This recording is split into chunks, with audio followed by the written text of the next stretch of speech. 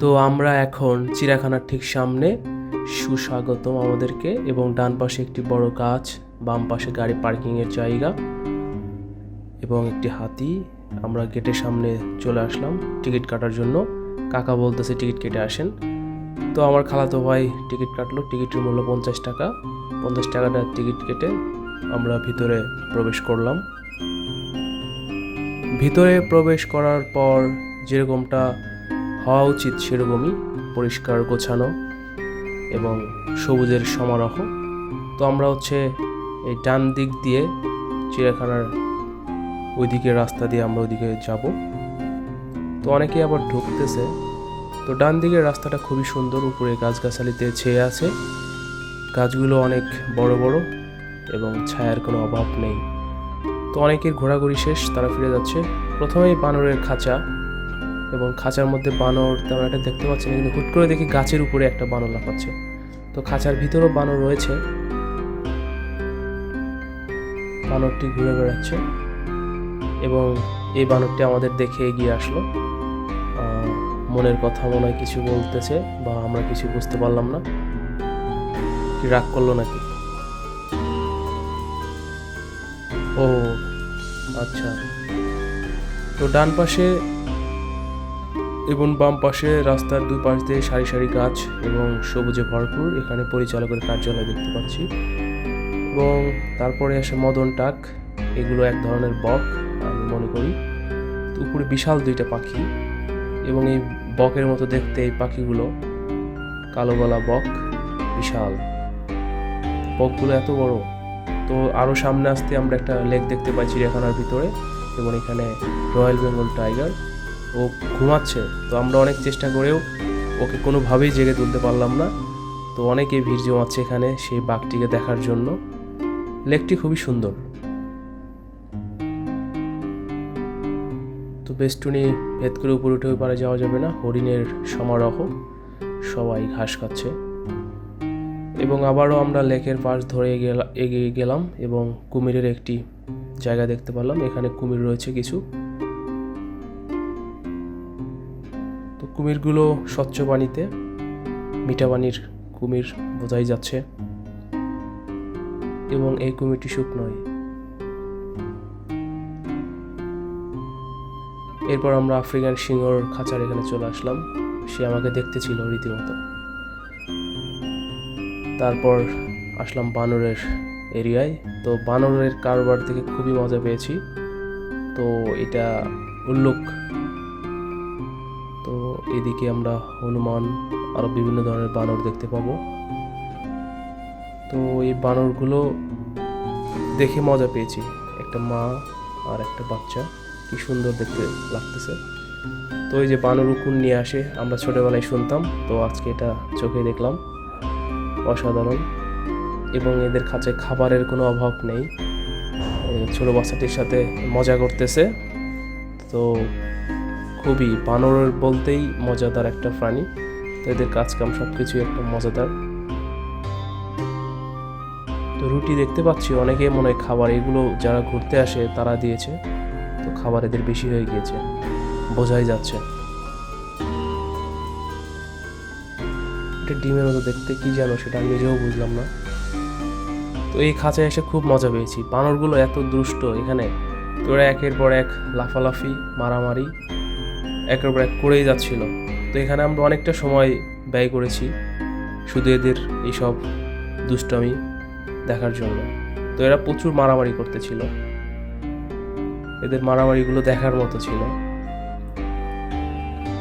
তো এই জন্যই বানর প্রাণীকে আসলে বানর বলা হয়, কারণ ওরা আসলে সুযোগ পেলেই এরকম করে, সারাক্ষণ লাফালাফি, হুড়োহুড়ি। তো আবার একটু চুপ হয়ে যায়। তো এখন একটু ভদ্রতার সহিত কিন্তু আবার শুরু হয়ে যায়। তো এই বানরের খাঁচায় এখানে আমরা অনেকক্ষণ দাঁড়িয়ে এদের এই খেলাগুলো দেখেছি, কারণ মজা লাগতেছিল। এটা মনে হচ্ছে ব্যায়াম করতেছে। তো ঝোলাঝুলি বানরের কাজ। ওই সময় দাঁড়িয়ে এদের এই খেলাগুলো দেখতে খুবই মজা পেয়েছিলাম। এরা এতটা দ্রুত এবং এতটা ফাজিল। তো এখানে সাপের খাঁচা, এই খাঁচাগুলোতে সাপ বন্দি অবস্থায় রয়েছে, একদম কাঁচ দিয়ে ঘেরা। এগুলো মনে হয় বিষাক্ত সাপ, যার কারণে কাঁচ দিয়ে ঘিরে রেখেছে। তো এটা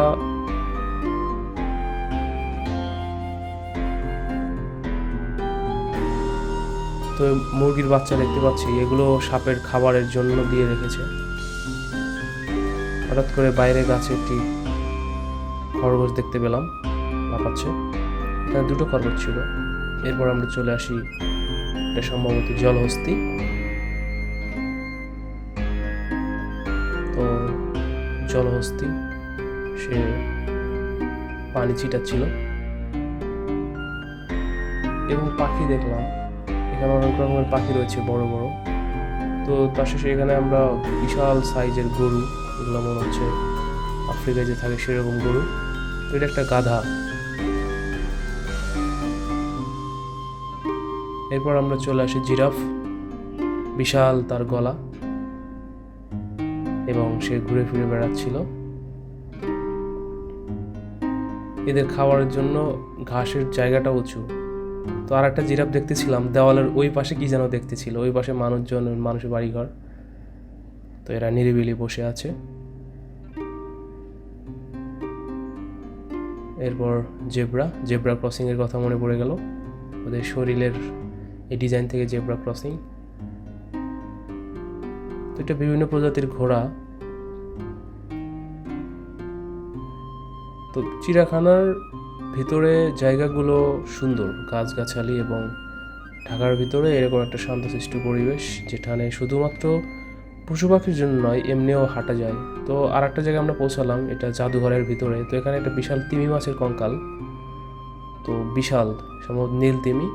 তো এর কঙ্কাল রাখা আছে। তো এর ভিতরে একটা জাদুঘর, এখানে টিকিট কেটে আসলে ঢুকতে হয়, আবার টিকিট কাটতে হয়। তো এখানে দেখলাম বিভিন্ন প্রাণীর মমি করে রাখা আছে। তো জীবন্ত প্রাণীকেই হচ্ছে আপনার স্যাকারিন বা এই ধরনের ডুবিয়ে রাখা হয়েছে এবং সংরক্ষণ করা হয়েছে। তো আমরা দেখতে পাই প্রথমেই ডলফিনগুলোকে এখানে, যদিও দেখতে ভালো লাগতেছিল না। এগুলো মোটামুটি দেখা যায়, এগুলো আসলে দেখে মনে হচ্ছে যে কোনো বৈজ্ঞানিক গবেষণাগার, যেখানে রাসায়নিক পদার্থ নিয়ে যারা গবেষণা করে সেরকম লাগতেছিল, যে বিক্রিয়া ঘটাবে। তো এখানে বিভিন্ন প্রাণী, হরিণের বাচ্চা, আরো কত কিছু, ভল্লুকের বাচ্চা, আরো অনেক কিছু সংরক্ষণ করে রাখা আছে এরকম প্রিজারভেটিভের ভিতরে। তো এই প্রাণীগুলো আসলে বিলুপ্ত হয়ে গিয়েছে। তো এদের এখন এইভাবে রাখা হচ্ছে, যেটা আমাদের আর তাদেরকে মানে বাস্তবে আর এদের দেখা সম্ভব না, এরা বিলুপ্ত প্রায়। সেসব প্রাণীকে এখানে আসলে সংরক্ষণ করে রাখা হয়েছে। এগুলো আসলে যারা জুওলজিতে পড়ে তাদের জন্য আসলে এটা অনেক উপকারী হবে, কিন্তু আসলে আমার কাছে ততটা ভালো লাগেনি। কারণ হচ্ছে জীবন্ত প্রাণী দেখা আর এইভাবে দেখতে একটু মায়া লাগতেছিল, যে তারা আসলে এইভাবে শেষ হয়ে গিয়েছে, এবং এদেরকে এইভাবে রাখাটা আমার কাছে ভালো লাগেনি ঠিক মতো।